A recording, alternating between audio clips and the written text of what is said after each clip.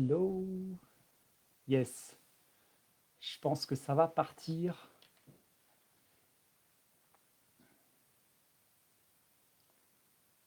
Top. Bienvenue, j'espère que vous allez bien. Alors, je vais attendre quelques instants que ceux qui sont intéressés se connectent. Si vous prenez ce direct en replay, pensez à mettre le hashtag replay pour que je puisse m'y retrouver aussi. Donc vous mettez le hashtag replay, ça me permettra de savoir que vous regardez ce live en replay. En tout cas, bienvenue à vous si vous voyez ce live dans ce mode-là. Pensez, en attendant que ceux qui arrivent, pensez à prendre un verre de ce que vous voulez. Je vous préconise de l'eau, un stylo, papier pour prendre des notes. Et dites-moi bonjour au moins pour savoir d'où vous venez, pour savoir déjà qui est là. Et en plus d'où vous venez, dites-moi d'où vous venez. Voilà. Bon, ce soir, je vous propose un live dont l'objectif est de partager sur le fait d'arrêter de se prendre la tête, se prendre le chou pour propulser sa vie. Peut-être que tu fais partie de ces personnes qui sont, tu vois, dans le fait d'avoir 10 000 idées, 50 000 idées à la seconde. Ça tourne en boucle pour toi. Ça n'arrête pas. Et quelque part, ça peut être un gros avantage, mais ça peut aussi être une grosse difficulté. Et c'est ce sur quoi on parle ce soir, parce que l'objectif de ce soir, c'est vraiment de te partager des clés qui vont te permettre justement de pouvoir faire en sorte que ton mental soit plus un boulet à traîner derrière toi, mais plutôt quelque chose qui va t'aider, qui va te propulser. Le mental, ça peut être vu de ces deux aspects-là. Et l'objectif pour moi ce soir, c'est vraiment de te partager 3 clés que j'utilise aussi avec mes clients pour te permettre justement de faire ton mental ton meilleur allié pour que tu puisses avancer et vraiment l'utiliser clairement comme un avantage et un atout. Donc, peut-être que tu fais partie de ces personnes, comme je disais, qui ça tourne peut-être beaucoup dans ta tête. Dis-le moi dans le live. Déjà, si tu viens d'arriver, je vois qu'il y a 2 personnes. Dites-moi un petit bonjour juste pour savoir, parce que moi je sais que vous êtes là, mais je ne sais pas forcément qui est là. Donc ça me fait toujours plaisir de savoir qui, et puis ça permet aussi de pouvoir échanger. Première chose. Et deuxième chose, dites-moi justement si ça vous parle, le fait que dans vos journées, vous avez 10 000 idées à la seconde, vous avez plein de trucs dans la tête. Parce que si je vous parle de ça, c'est que j'ai été et j'ai encore beaucoup en fait d'idées, mais vous allez le voir en fait, le mental peut se canaliser et peut en fait on peut faire beaucoup de choses et des choses très chouettes avec ça. Mais ça peut être aussi un boulet. Donc, est-ce que ça vous parle, le fait d'avoir plein de trucs dans la tête et faire en sorte de ne pas vraiment s'en sortir? Et au final, voilà, ça tourne, et ça correspond un petit peu, alors sur une partie, hein, on est bien d'accord, mais à ces profils qu'on appelle HP, haut potentiel, surefficients, qui peuvent tendre vers une hypersensibilité. Je ne suis pas forcément fan des étiquettes, mais ça regroupe bien très souvent des personnes qui sont dans cette dynamique-là. Pas forcément, mais très souvent.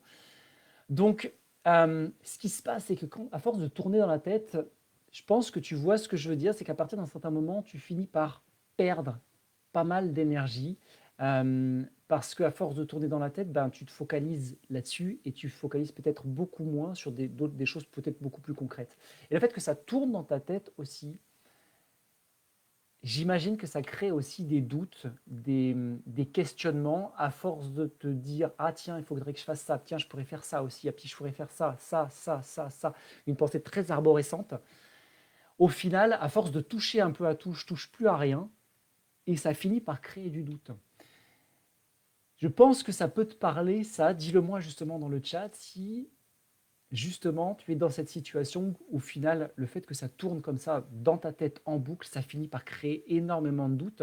Et qui dit doute, dit aussi perte de confiance, perte d'estime aussi, parce qu'à force de douter, qu'est-ce qui se passe naturellement?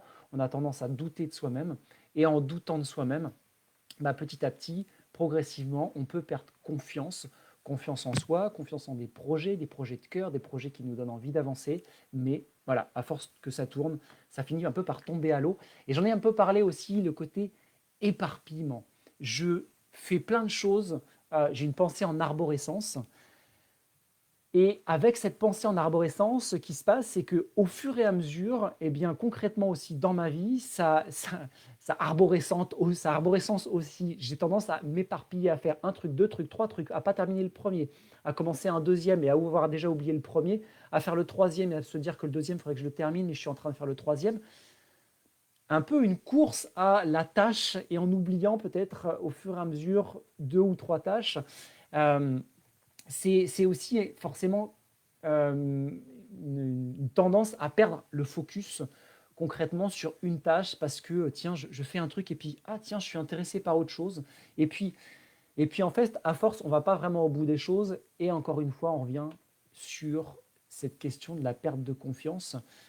Euh, Peut-être aussi, tu vas peut-être te sentir touché si je te parle du fait que quand on est beaucoup dans sa tête, on peut avoir beaucoup de rêves, beaucoup d'idées, beaucoup de je pourrais faire ça, ça pourrait être très chouette. Plein de projets de cœur, mais en fait, le rêve ne rattrape pas la réalité. Le rêve est différent de la réalité. Alors, je ne dis pas que le rêve ne peut pas être la réalité, je dis juste que dans la situation actuelle, le rêve n'est pas la réalité. Et du coup, ça crée une distension, ça crée une tension entre le rêve et la réalité, et ça crée encore une fois des déceptions, des frustrations. Voilà. Déjà, dis-moi là, dites-moi si ce que je vous partage là actuellement, ça vous parle dans le chat. Dites-moi si voilà, si vous vous sentez touché par le fait que ça tourne dans votre tête, si vous sentez que parfois il y a des pertes de confiance, si vous sentez parfois que vous vous éparpillez. Personnellement, c'est quelque chose que moi j'ai beaucoup connu, qui m'arrive encore régulièrement de toucher, mais avec les bons outils, justement, on arrive à pouvoir rebondir et pouvoir avancer par rapport à ça.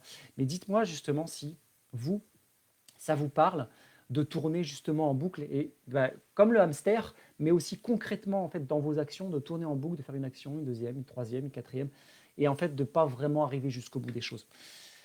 Ça donne aussi en complément une forme de fatigue, une forme de...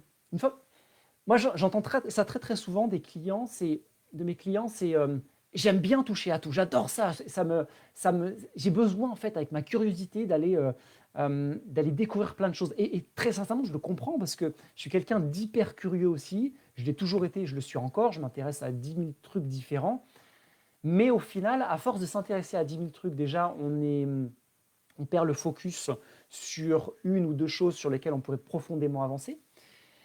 Mais surtout, en fait, ça finit par fatiguer parce que même si notre cerveau est capable de switcher d'une activité à une autre, on finit quelque part par fatiguer de switcher justement de ça. Fatigué aussi parce que peut-être il y a quelque chose qui ne se réalise pas aussi profondément pour soi. Quand on a des rêves ou quand on a un rêve ou quand on a peut-être plusieurs rêves qui ne se fusionnent pas pour l'instant, pardon, eh ben, quand on a ce rêve-là et qui ne se réalise pas, il y a une forme de fatigue aussi qui peut s'installer progressivement parce que j'ai envie de quelque chose, mais concrètement, dans la réalité, je n'arrive pas à le faire parce que je m'éparpille, etc.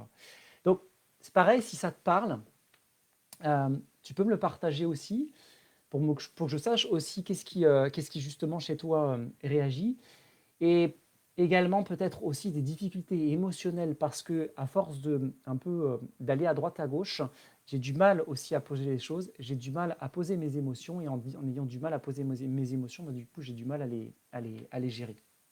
Donc ça peut donner des tensions dans les relations, des tensions, peut-être aussi un épanchement émotionnel qui peut parfois être aussi difficile à gérer. C'est ce qu'on appelle aussi l'hypersensibilité. Ça, c'est quelque chose que je connais très très bien aussi. Moi, je ne le cache pas, je suis quelqu'un qui, par rapport à certains films où des personnes me disent regarde le film, dis ok, tout va bien pour moi. Moi, ça m'arrive très facilement de lâcher une larme sur une scène qui peut être légèrement émotionnelle pour la grande majorité des gens. mais moi, ça m'arrive régulièrement de lâcher des larmes, quoi. Ceci étant, donc si ça te parle, bah justement, tu es au bon endroit parce que ce dont on va parler ce soir, c'est vraiment aller creuser cette partie-là et te donner justement les clés pour pouvoir libérer ça. Pourquoi je t'en parle? Parce que ce profil de la personne qui réfléchit beaucoup, ben, je suis pile poil dedans. Déjà, j'ai un profil, j'ai été, dans mes études, j'ai été formé en fait en école d'ingénieur pendant, pendant 3 ans, plus les 2 années d'école préparatoire. Donc mon mental a été travaillé, surtravaillé, surtravaillé. J'étais extrêmement bon pour résoudre des problèmes mathématiques, des problèmes scientifiques, etc. Donc je suis sorti en fait de ces écoles, j'ai commencé à travailler en tant qu'ingénieur et j'étais très très bon en fait pour pouvoir résoudre des problèmes. C'est comme ça en fait quelque part qu'on m'avait paramétré. Sauf qu'à un moment donné ça faisait plus de sens pour moi et donc du coup j'ai commencé à arrêter ce truc-là. Mais il n'empêche que le profil HP au potentiel, ou plutôt, je préfère plutôt l'appeler surefficient mental, c'est quelque chose qui, moi, personnellement, me correspond bien, parce que justement, je suis pile poil dans ces cases-là. J'aime pas nécessairement la notion de case, mais il n'empêche que ça regroupe quand même pas mal de caractéristiques, cette question de HP, de surdoué, de surefficience. Il ne s'agit pas ici de dire on est mieux, on est meilleur, on est plus intelligent. C'est juste une question pour moi vraiment de différence de fonctionnement, une différence de façon de faire, de voir les choses. C'est pas mieux, c'est pas moins bien, c'est juste différent. Donc, ceci étant, par rapport à mon profil, ben forcément, à un moment donné, moi, je me suis lancé aussi en tant qu'indépendant. Et se lancer en tant qu'indépendant aussi, ça nécessite à un moment donné d'être face à soi-même. Et en étant face à moi-même, à un moment donné, ben, ces problématiques quelque part de mental, j'ai dû aussi les aborder, j'ai dû aussi les gérer. J'ai fait en tant qu'indépendant et surtout du développement personnel, de l'accompagnement. Et j'ai creusé pas mal de développement personnel par rapport à moi. Et du coup, je me le suis appliqué à moi, je l'ai appliqué aussi à mes propres clients. Ce qui fait que concrètement, en fait, le mental aujourd'hui, pour moi, est devenu soit un moyen de me propulser, soit un moyen aussi de vigilance pour justement me dire, OK, ça serait peut-être bien d'aller vers autre chose. On va aller compléter justement l'autre chose dans le reste de la conférence. Je vais vous expliquer ce que c'est que cette autre chose, parce que c'est justement là que c'est important d'aller. Parce que juste pour une petite parenthèse, concrètement, pour le cerveau, c'est pas possible de dire j'arrête de faire quelque chose, je ne veux plus quelque chose. C'est un peu comme si je vous disais, surtout ne pensez pas à un éléphant rose. La première chose à laquelle vous pensez, c'est l'éléphant rose en fait. Donc l'affirmation négative ne fonctionne pas pour le cerveau. Donc de dire je ne veux plus réfléchir ou je ne veux plus penser, ça ne fonctionnera pas de toute façon. Donc on va voir justement dans ce webinaire comment, dans ce live, comment faire justement pour tourner ça à notre avantage. Et donc, du coup, le fait d'avoir ce hamster qui tourne dans la tête, eh ben, au final, qu'est-ce qui s'est passé pour moi? Pendant très très longtemps, j'ai perdu beaucoup de confiance. Alors là, peut-être que vous me voyez en live, vous dites OK, Sylvain, il a de la confiance, etc. Mais vous m'auriez vu il y a une dizaine d'années, c'était loin d'être le cas, même si j'avais lancé mon indépendance. J'étais loin d'être quelqu'un qui avait autant confiance en lui. J'ai encore beaucoup de travail à faire. Et quelqu'un qui était extrêmement stressé aussi, parce que, encore une fois, manque de confiance, et puis forcément beaucoup de difficultés justement à gérer ce mental. Et donc, du coup, l'indépendance, ok, mais l'indépendance avec peu de résultats. Donc, à un moment donné, j'ai buté aussi contre ça et je me suis dit, ok, stop, j'ai pris la décision de switcher littéralement et du coup, d'apprendre à maîtriser mon mental. Je me suis dit à un moment donné, ok, mon mental, soit j'apprends à le gérer, soit c'est lui qui me gère et qui me mène en fait par le bout du nez. Donc, j'ai à un moment donné décidé de prendre ça en main et d'aller construire une posture, d'aller construire une assurance personnelle. Et c'est ce qui s'est passé du coup, une affirmation personnelle, une puissance intérieure qui s'est créée, qui m'a permis aussi, au fur et à mesure et en même temps justement que l'élimination quelque part, entre guillemets, du mental, c'est juste une image, et ben, tout ça, ça m'a permis justement de pouvoir ancrer une puissance intérieure, une volonté d'avancer, un focus et une assurance beaucoup plus forte. Et c'est le fait de maîtriser son mental, c'est ça que ça va vous permettre concrètement de pouvoir faire. L'erreur, par contre, l'erreur par rapport au mental, ça serait de se dire, en fait, je ne peux pas arrêter mon mental. Alors, c'est vrai et c'est pas tout à fait vrai. Il y a une part de vérité. On ne peut pas totalement arrêter le mental. Par contre, comme je l'ai dit, en fait, on peut en partie le freiner, on peut le ralentir, on peut le maîtriser, on peut l'orienter. On peut faire plein de choses, en fait. L'arrêter, non, mais on peut, en fait, faire beaucoup de choses avec le mental. C'est ce qu'on voit ce soir.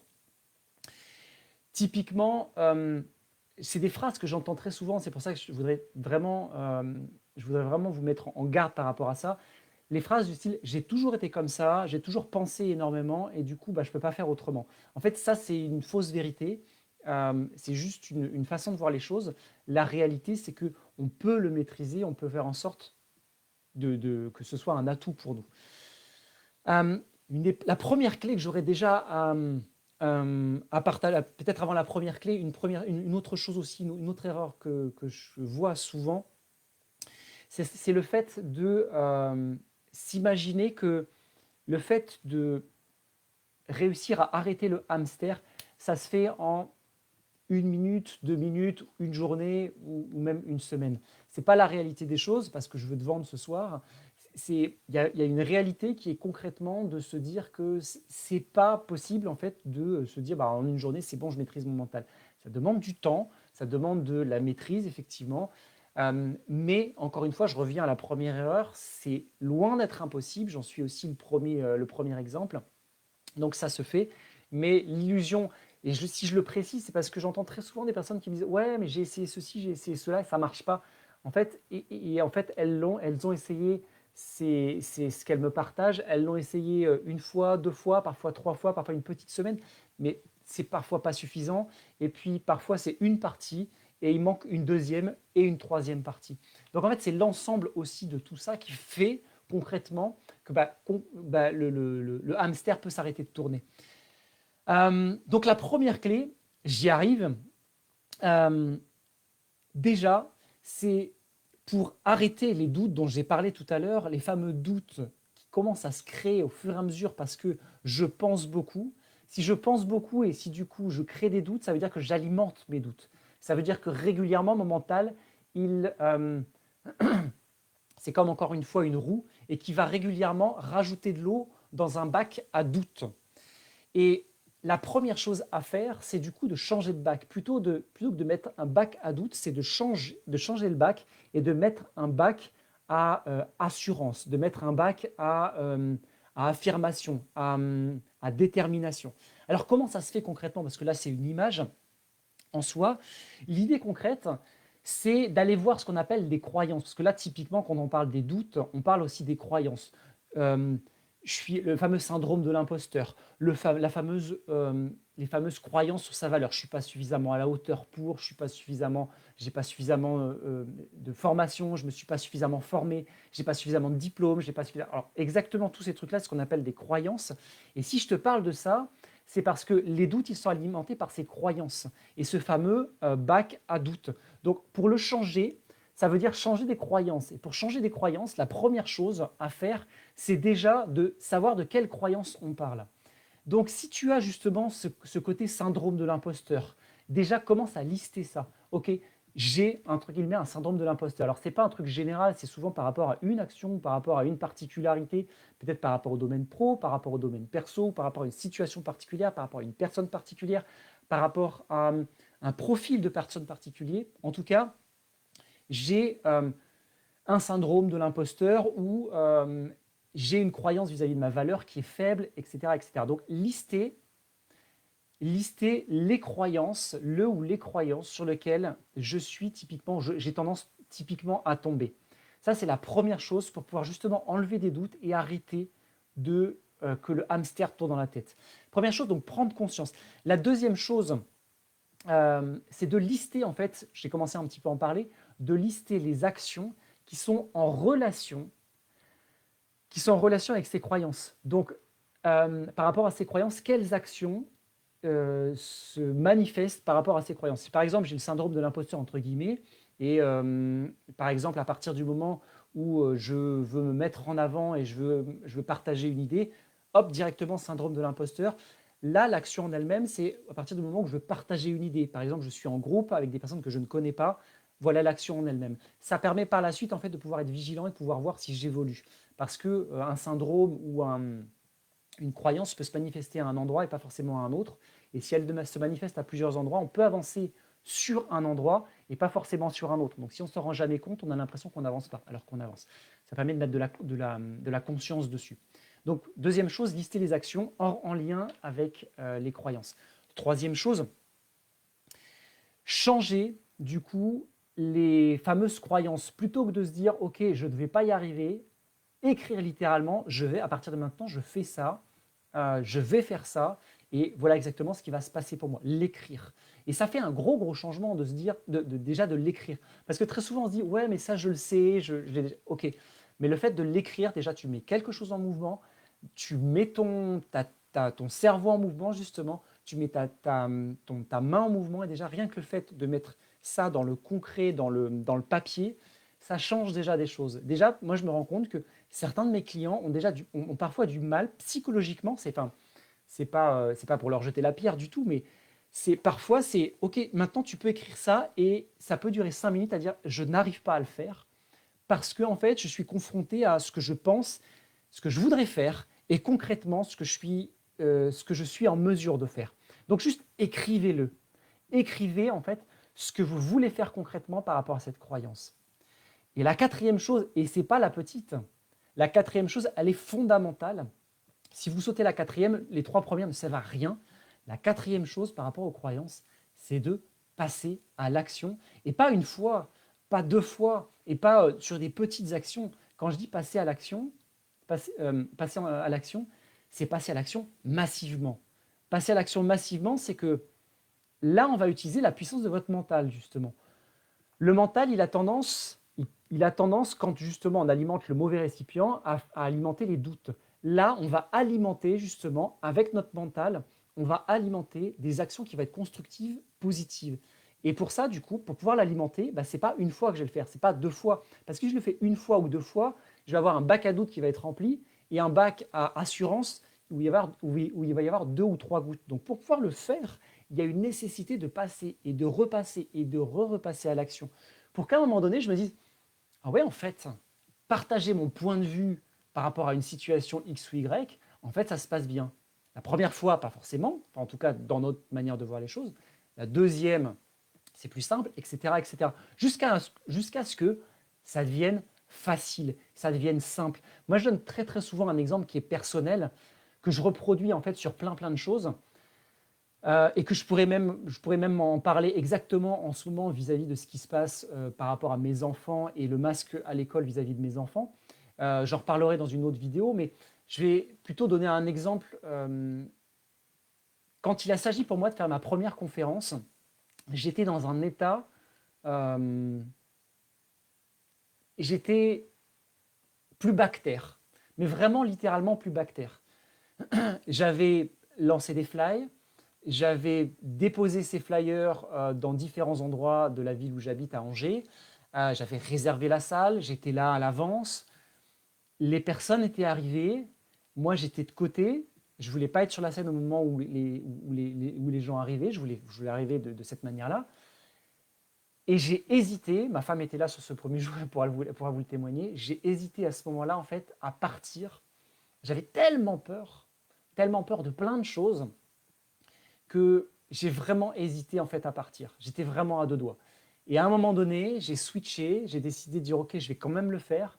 Non seulement je l'ai fait, ça s'est bien passé, c'est-à-dire que je me suis bien senti pendant tout le long. Alors ça fait référence aussi à quelque chose qui faisait du sens pour moi. Donc passer à l'action sur aussi des choses qui font du sens. Mais en soi, en fait, la première, oui, le premier lancement, ça a été compliqué. La deuxième conférence, pareil, la troisième, etc. Puis au bout d'un moment, on rentre dans une habitude. C'est comme l'enfant qui apprend à marcher. La première fois, c'est compliqué. La deuxième, ça l'est. La troisième, ça l'est. Quand je dis que c'est compliqué, on tombe. Puis au bout d'un moment, on sait marcher, on sait courir. Et ça fonctionne partout, en fait. Et quand je parle de passage à l'action massif, c'est souvent ce qui manque, finalement. C'est-à-dire qu'on est souvent dans la croyance que Bah oui, mais je suis comme ça et ça n'a jamais changé en fait. Par exemple, je suis timide ou je manque de confiance ou je manque d'assurance. En fait, la réalité, c'est que tu n'as pas suffisamment expérimenté l'autre partie pour pouvoir être habitué avec l'autre partie. Alors, c'est peut-être un peu, ça fait peut-être un peu bizarre de l'entendre. Je ne sais pas si tu es habitué si tu as déjà entendu ça, mais c'est juste la réalité en fait. Aujourd'hui, la manière dont je parle en face d'une caméra, en face de vous, ou que je parlerai devant un public, n'a plus rien à voir avec la manière dont je parlais il y a 10 ans en fait. Parce qu'effectivement, bah, j'ai fait ces expériences-là au fur et à mesure. Et je le répète, en fait, j'avais un manque de confiance en moi qui était énorme en fait, pour justement partir d'une conférence que j'avais organisée depuis des semaines. Donc, ça se construit au fur et à mesure et ça se construit avec des actions. Et quand on change cette action, on change les croyances. Et quand on change les croyances, on change les doutes. Et du coup, la machine, le hamster, il va non plus alimenter du coup les doutes, mais il va alimenter des croyances qui vont être positives, qui vont être constructives et qui vont nous permettre d'aller en avant. Parce que finalement, ce qui est important de préciser, c'est que le problème du mental qui tourne, c'est pas le fait tant qu'il tourne, c'est qu'il nous emmène déjà dans des endroits qu'on n'a pas nécessairement toujours envie d'aller. Moi, j'entends très souvent, et j'en suis très souvent le premier, c'est-à-dire je commence à faire un truc, et puis je vais à droite, je vais à gauche. Et après, en prenant du recul, je me dis, mais en fait, c'est pas exactement ça que je voulais. Moi, ce que je voulais, c'était ça. Et en fait, j'ai fait ça, ça, ça, et ce que je voulais faire là, juste en face, je ne l'ai quasiment pas fait. Et donc, ce qui est, ce qui est, ce qui est, ce qui est, ce qui est difficile avec le mental, c'est que, en fait, c'est pas trop le problème d'avoir plein d'idées, c'est surtout le fait de ne pas réussir à canaliser. Et donc, pour pouvoir le canaliser, il y a une nécessité aussi de se canaliser vers des choses qui vont faire du sens et de se valoriser dans cette direction-là. Donc, la question du sens, elle est importante, et j'y reviendrai aussi. Euh, et la question, en fait, de valorisation personnelle, elle est extrêmement importante aussi, parce qu'encore une fois, ce mental, c'est comme une fontaine à eau. On peut l'utiliser pour alimenter des doutes, mais on peut aussi l'utiliser à l'inverse, changer le réservoir, le récipient, et alimenter quelque chose qui va être beaucoup plus constructif pour nous. Donc, j'ai présenté la première clé, il va m'en rester deux. La dernière, je n'en ai pas parlé, mais c'est une des clés qui, pour moi, est une des plus puissantes et dont on parle finalement assez rarement, dans notamment la question de tourner dans sa tête. Euh, la, la deuxième clé, elle fait référence déjà à une petite chose, c'est que la solution pour sortir du mental, elle ne se trouve pas dans le mental. C'est un peu bizarre à dire, mais euh, la solution pour sortir du mental, elle va se trouver à l'extérieur du mental. Donc si tu cherches à te dire, il faut que je trouve une solution pour sortir du mental, ça ne va pas fonctionner en fait. Ce n'est pas ton mental qui va te donner les clés pour sortir de ton mental. C'est à l'extérieur de ton mental que ça se situe. C'est pas en te disant j'arrête d'écouter mon mental que tu vas arrêter d'écouter ton mental. C'est exactement ce que je disais au tout début, c'est-à-dire qu'à partir du moment où tu dis je veux arrêter de faire quelque chose, en fait le cerveau il l'entend pas en fait. Le seul truc que le cerveau va entendre c'est le quelque chose, le fameux éléphant rose dont j'ai parlé tout à l'heure.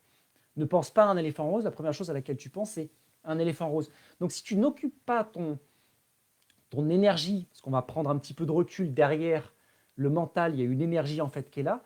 Si tu n'orientes pas ton énergie vers autre chose, c'est un peu comme un spot. En fait, le spot, il est toujours vers le mental.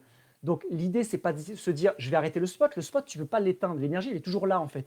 Et en tant que HP au potentiel, ce que tu veux, quelqu'un qui va avoir un mental qui va être, entre guillemets, surpuissant, qui va avoir plein d'idées, c'est une énergie qui est là, qui est derrière, en fait. C'est une énergie qui peut être extrêmement puissante. Mais c'est une question de focalisation de ce spot. Si tu focalises, si tu utilises ce spot vers ton mental, ton énergie, elle va alimenter ton mental. Si tu focalises ton spot sur autre chose, et je vais arriver sur l'autre chose, sur les autres choses, tu vas pouvoir justement détendre aussi un peu ton mental et te permettre aussi de pouvoir un peu plus le maîtriser. Alors, c'est quoi les autres choses? Les autres choses, il y en a deux essentiellement. La première chose, c'est ton corps. Et très très souvent, ce qui se passe, et j'en suis le premier dans ce que j'ai pu vivre, c'est-à-dire que j'étais quelqu'un qui j'étais très bon, je vous l'ai dit, dans mon mental, mais pendant très très longtemps, j'ai pas fait de sport, j'ai fait quasi zéro sport en fait. Et du coup, je connaissais mal mon corps, Et toute mon énergie, elle était focalisée, elle était canalisée vers ma tête, vers plein d'idées, etc. Sauf que si cette énergie-là, elle est focalisée que sur la tête, ben en fait, déjà, je connais mal mon corps et ça suralimente en fait mon énergie est toujours là-dedans. Donc l'idée, c'est de venir ancrer en fait toute cette énergie-là beaucoup plus dans le corps. Alors concrètement, c'est peut-être des choses que vous avez entendues, mais je vais revenir sur une erreur que je vois très très souvent, c'est, vous l'avez entendu, mais est-ce que vous le mettez en place régulièrement, ce que je vais partager, est-ce que vous le mettez en place régulièrement et suffisamment en profondeur? La première chose, c'est déjà pour pouvoir s'occuper de son corps, c'est faire du sport, faire une activité physique. Pourquoi? Parce que justement, cette énergie, tu vas pouvoir la focaliser vers quelque chose qui est, en dehors finalement de ton mental. Tu vas voir aussi que ça va te permettre de canaliser en plus de ça ton mental. Parce qu'une fois que ton corps, en fait, il est en alignement avec ta tête, tu es en présence de ton corps, tu as conscience de ton corps, tu es ancré dans ton corps et le sport peut te permettre de faire ça. Alors ça peut être le sport, ça peut être n'importe quelle activité sportive, physique, ça peut être du yoga, ça peut être des choses en fait qui te permettent de prendre conscience de ton corps. J'ai pas parlé aussi de la méditation qui a un effet un peu collatéral, enfin un peu parallèle au sport. Mais en tout cas, prendre conscience de son corps à travers des actions physiques. Et je sais que pour moi, ça a été une des choses les plus difficiles de prendre conscience de mon corps et de mettre mon corps en action. D'aller faire du sport. Alors moi, j'ai commencé par aller courir. Après, j'alterne aujourd'hui entre la course et entre la musculation. Bon, bref, après, on vient choisir aussi ce qui nous parle, mais dans tous les cas, mettre en marche ce corps. Parce que ce corps, en fait, il a besoin d'être investi à 100%. Et très souvent, quand on est dans sa tête, on n'est pas dans son corps, ou on est peu dans son corps.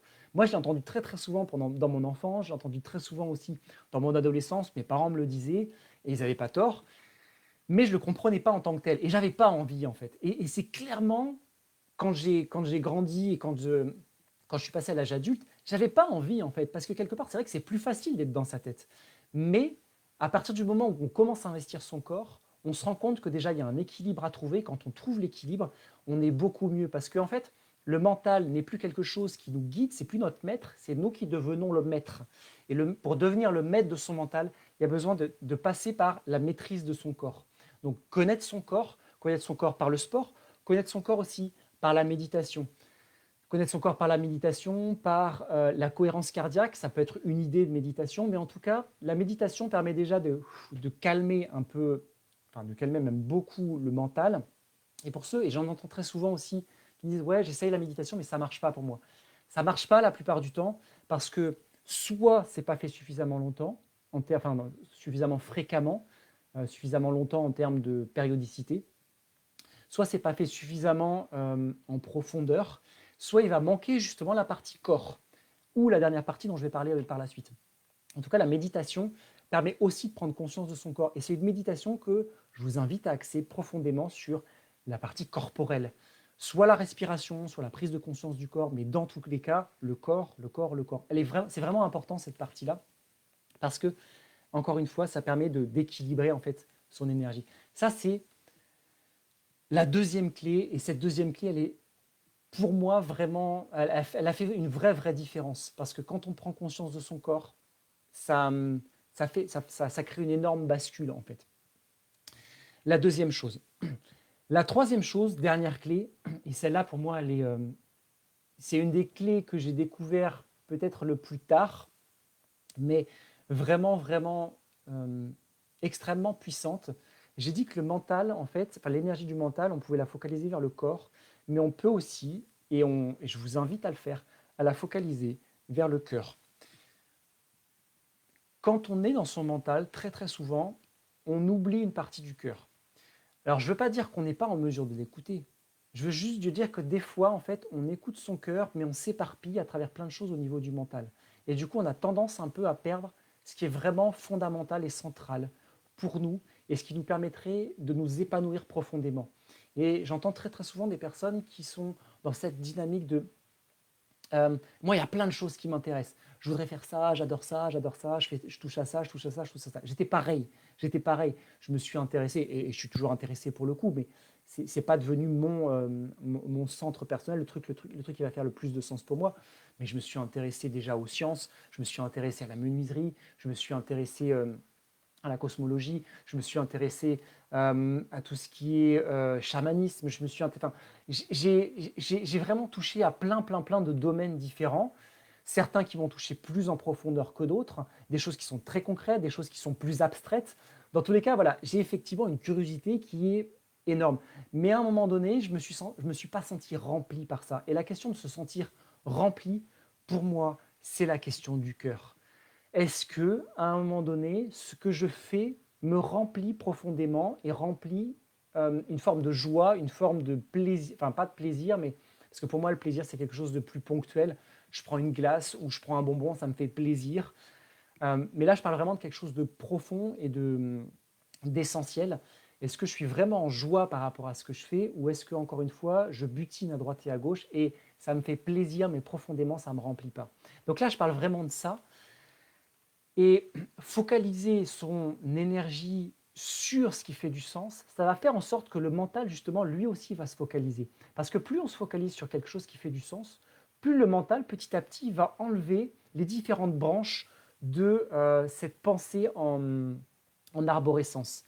Concrètement, ça veut dire quoi? C'est qu'à partir du moment où on trouve ce qui fait fondamentalement du sens, dans nos journées, quand on a envie d'avancer, quand on a envie de poser des actions, si on sait vers quoi on tend, on va avoir de moins en moins tendance à procrastiner, à aller à droite ou à gauche. Et la tendance à la procrastination, à s'éparpiller, elle est très souvent due à ça, en fait, au manque de sens derrière. À partir du moment où on a ce sens, on va avoir beaucoup moins de tendance à aller à droite, aller à gauche, parce que c'est ça qu'on veut faire, c'est ça qui est le plus important, c'est ça qui fait du sens. Et quand on sait ce qui fait du sens, le reste, ça en fait beaucoup moins, en fait. C'est une question, en fait, pas tant de se dire je vais éliminer tout ce qui m'intéresse. C'est pas vrai. Aujourd'hui, je m'intéresse encore à tout ce dont je vous ai parlé tout à l'heure. Ma curiosité est toujours présente. Je m'intéresse à énormément de choses encore aujourd'hui, et je pense que ça ne s'arrêtera pas jusqu'à la fin de ma vie. Mais il n'empêche qu'en focalisant, en fait, ce qui est important pour moi, et ben, au final, ça donne en fait une énergie qui, encore une fois, va être, elle, focalisée. Et en focalisant l'énergie, en fait, le mental lui aussi va se focaliser. Et si je focalise en plus mon énergie sur mon corps, c'est-à-dire que je suis vraiment en conscience de mon corps, en présence de mon corps, tout l'ensemble va être aligné. Ce qu'on appelle le mental, le cœur et le corps. Ce triptyque-là, il est pour moi vraiment important. Et en fait, à partir du moment où on enlève une de ces parties-là, très souvent, ce qui se passe, c'est que justement, il y a une forme de déséquilibre. Et là, en fait, on retrouve à chaque fois ce hamster qui tourne dans la tête avec toutes les conséquences dont j'ai parlé.